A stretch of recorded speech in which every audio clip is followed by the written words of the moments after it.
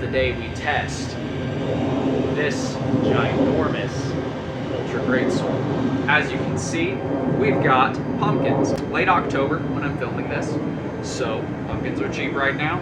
Got a couple pumpkins.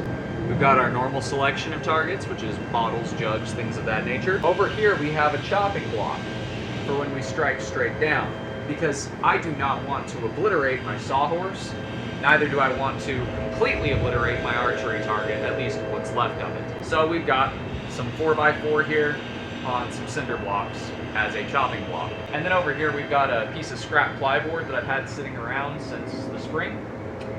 It's not exactly useful for anything, it's kind of rotted. So we're gonna make it easier to fit in my trash can too. As we do, let's put our safety gear on and get started.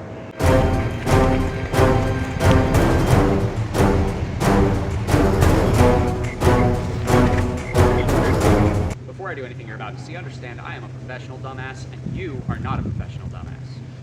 Don't do anything I'm about to do. Don't try anything I'm about to try. And for God's sake, do not strap yourself into 50 pounds of armor, do not make an Ultra Greatsword, and do not test it in your backyard. So, we've got our safety gear on. Let's start having some fun. A small water bottle. This is just the classic that we always start with. I'm gonna try and swing sideways here. I may hit the stand and take a chunk out of it. I'm not sure, this is a heavy sword. Well, it went about halfway through, blew the cap clean off, and sent it flying. Alright, I think the problem is it's too light, so it just goes flying when we hit it sideways. So let's see if we can chop this on the block here. Of Talos, shut up and let's get this over with. My ancestors are smiling at me, Imperials. Can you say the same?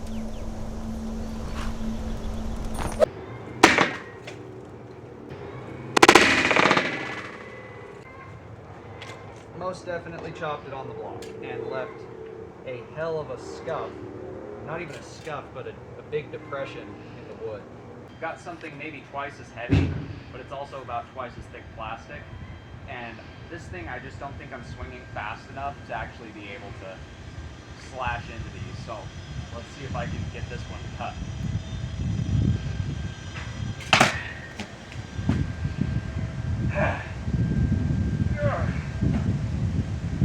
Well, it didn't get fast enough to cut, but it hit it hard enough to make it explode out the bottom. So the main issue we're encountering is, since I left this with a pretty blunt edge, I didn't sharpen it up the most, and it's got a very axe-style edge. The issue I'm encountering is velocity. With a sword, specifically a longer sword with a blunter edge, you need more velocity to create a good cut. And since this is 35 pounds and 6'4" and I'm wearing 50 pounds of armor, I'm finding it hard to create the velocity I need. We're gonna still try, and as we go up in size, I guarantee we'll start to have some successes.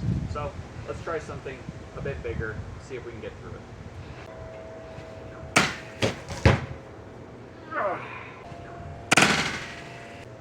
Well, we did get a successful cut.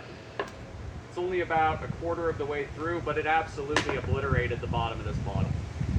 There's just so much mass behind this blade that it wants to detonate whatever's in front of it before it starts cutting. Another issue we're encountering is that the mass of the targets isn't big enough to basically allow this duller edge to bite before it starts to actually cut. So let's put it on the chopping block so mass is no longer an issue.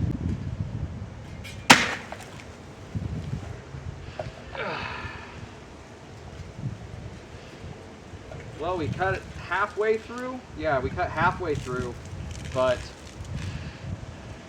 flattened the hell out of it. Step up to some thicker plastic with a thinner top, just for fun. Let's kind of just see what happens. Get a big jumping stroke.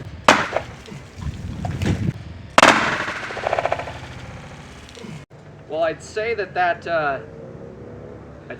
one was effective.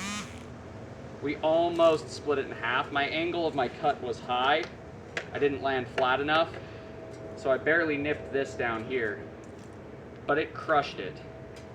And yeah, you can see the force transfer from something like this is quite immense. Alrighty, so let's scale things up a little bit and see what happens.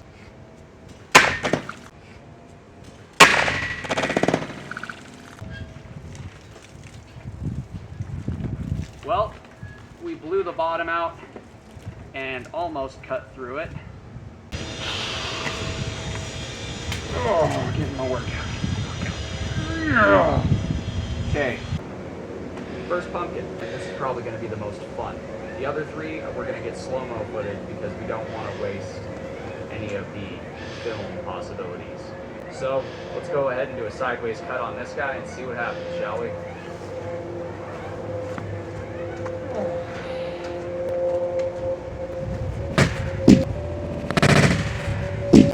So it looks like it cut almost all the way through before the weight and friction slowed it down enough to make it stop. And then when it hit the ground, that pumpkin detonated. It disappeared. So, let's see if I can take a few more chops out of each side of this.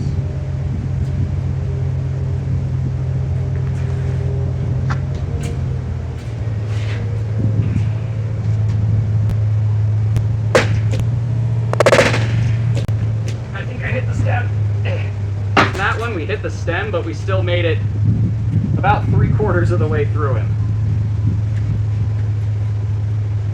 That is crazy. Took a good shave right off the top there.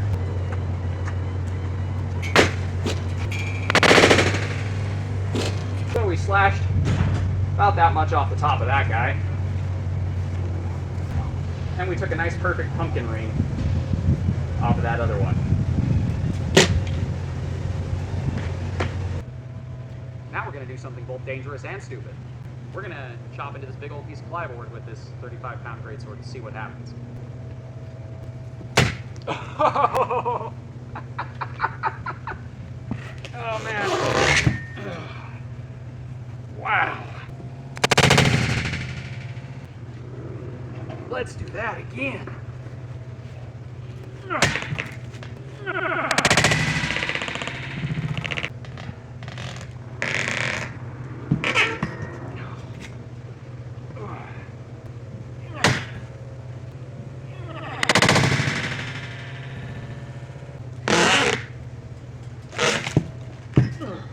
All right, one more.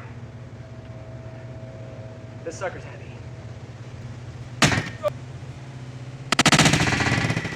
Oh, just hit the edge and took a good chunk off.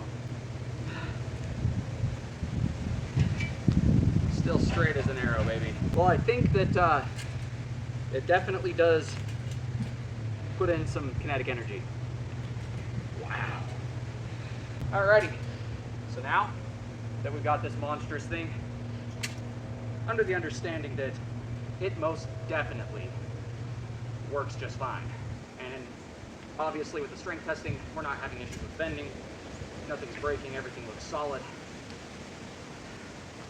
I think it's time to go to some sexy slow motion so you guys can see this thing operate at high speed.